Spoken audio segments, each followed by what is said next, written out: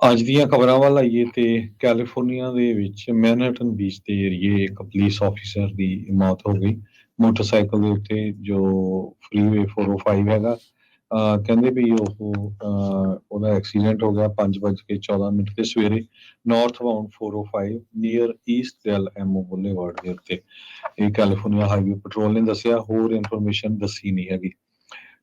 ਤੇ ਇਹਦੇ ਸੰਬੰਧ ਦੇ ਵਿੱਚ ਇਨਵੈਸਟੀਗੇਸ਼ਨ ਚੱਲ ਰਹੀ ਹੈਗੀ ਆ। ਹਸਪਤਾਲ ਨੂੰ ਲਿਜਾਇਆ ਗਿਆ ਆਫਿਸਰ ਨੂੰ, ਪਰ ਉੱਥੇ ਰਸਤੇ ਦੇ ਵਿੱਚ ਜਿਹੜੀ ਆ ਉਹਦੀ ਮੌਤ ਹੋ ਗਈ ਹੈਗੀ ਆ।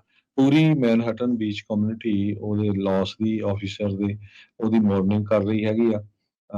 ਤੇ ਬਹੁਤ ਹੀ ਜਿਹੜੀ ਮਾੜੀ ਖਬਰ ਇਹ ਆ ਰਹੀ ਹੈ। ਕਹਿੰਦੇ ਵੀ ਇਹ ਜਿਹੜਾ ਪੁਲਿਸ ਆਫਿਸਰ ਸੀ, ਜਦੋਂ ਲਾਸ ਵੈਗਸ ਦੇ ਵਿੱਚ ਮਾਸ ਸ਼ੂਟਿੰਗ ਹੋਈ ਸੀਗੀ, ਉਸ ਟਾਈਮ ਇਹ ਸਰਵਾਈਵ ਕਰ ਗਿਆ ਸੀ। ਤੇ ਇੱਥੇ ਜਿਹੜਾ ਆ ਉਹਦਾ ਐਕਸੀਡੈਂਟ ਹੋ ਗਿਆ।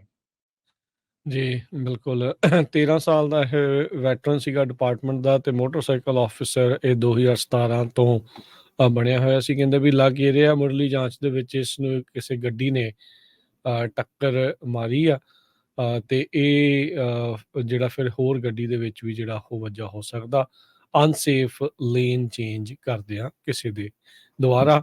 ਤੇ ਇਨਵੈਸਟੀਗੇਟਰਸ ਇਸ ਟਾਈਮ ਇਹ ਲੱਭ ਰਹੇ ਆ, ਕੋਸ਼ਿਸ਼ ਕਰ ਰਹੇ ਆ ਵੀ ਕਿਤੇ ਕੋਈ ਚੌਥਾ ਵਹੀਕਲ ਇਸ ਦੇ ਵਿੱਚ ਜਿਹੜਾ ਆ ਉਹ ਤਾਂ ਇਨਵੋਲਵ ਨਹੀਂ ਸੀਗਾ। ਬਹੁਤ ਹੀ ਮੰਦਭਾਗੀ ਘਟਨਾ ਜਿਹੜੀ ਉਹ ਵਾਪਰੀ ਆ। 35 ਸਾਲ ਮਹਿਜ ਇਸ ਦੀ ਉਮਰ ਸੀ। ਕੈਲੀਫੋਰਨੀਆ ਦੇ ਵਿੱਚ ਮੈਨਹਟਨ ਬੀਚ ਦੇ ਏਰੀਏ ਇੱਕ ਪੁਲਿਸ ਆਫਿਸਰ ਦੀ ਮੌਤ ਹੋ ਗਈ।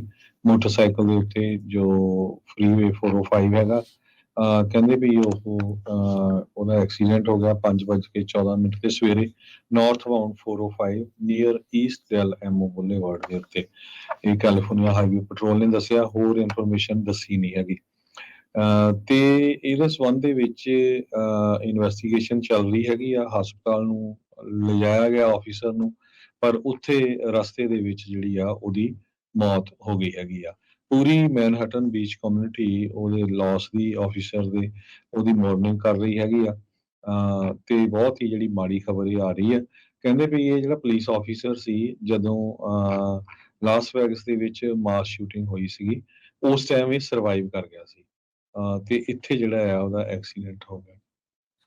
ਜੀ, ਬਿਲਕੁਲ 13 ਸਾਲ ਦਾ ਇਹ ਵੈਟਰਨ ਸੀਗਾ ਡਿਪਾਰਟਮੈਂਟ ਦਾ ਤੇ ਮੋਟਰਸਾਈਕਲ ਆਫਿਸਰ ਇਹ 2017 ਤੋਂ ਬਣਿਆ ਹੋਇਆ ਸੀ। ਕਹਿੰਦੇ ਵੀ ਲੱਗ ਇਹ ਰਿਹਾ ਮੁੱਢਲੀ ਜਾਂਚ ਦੇ ਵਿੱਚ ਇਸ ਨੂੰ ਕਿਸੇ ਗੱਡੀ ਨੇ ਟੱਕਰ ਮਾਰੀ ਆ ਤੇ ਇਹ ਜਿਹੜਾ ਫਿਰ ਹੋਰ ਗੱਡੀ ਦੇ ਵਿੱਚ ਵੀ ਜਿਹੜਾ ਉਹ ਵੱਜਾ ਹੋ ਸਕਦਾ ਅਨਸੇਫ ਲੇਨ ਚੇਂਜ ਕਰਦਿਆਂ ਕਿਸੇ ਦੇ ਦੁਆਰਾ। ਤੇ ਇਨਵੈਸਟੀਗੇਟਰਸ ਇਸ ਟਾਈਮ ਇਹ ਲੱਭ ਰਹੇ ਆ, ਕੋਸ਼ਿਸ਼ ਕਰ ਰਹੇ ਆ ਵੀ ਕਿਤੇ ਕੋਈ ਚੌਥਾ ਵਹੀਕਲ ਇਸ ਦੇ ਵਿੱਚ ਜਿਹੜਾ ਆ ਉਹ ਤਾਂ ਇਨਵੋਲਵ ਨਹੀਂ ਸੀਗਾ। ਬਹੁਤ ਹੀ ਮੰਦਭਾਗੀ ਘਟਨਾ ਜਿਹੜੀ ਉਹ ਵਾਪਰੀ ਆ। 35 ਸਾਲ ਮਹਿਜ ਇਸ ਦੀ ਉਮਰ ਸੀ।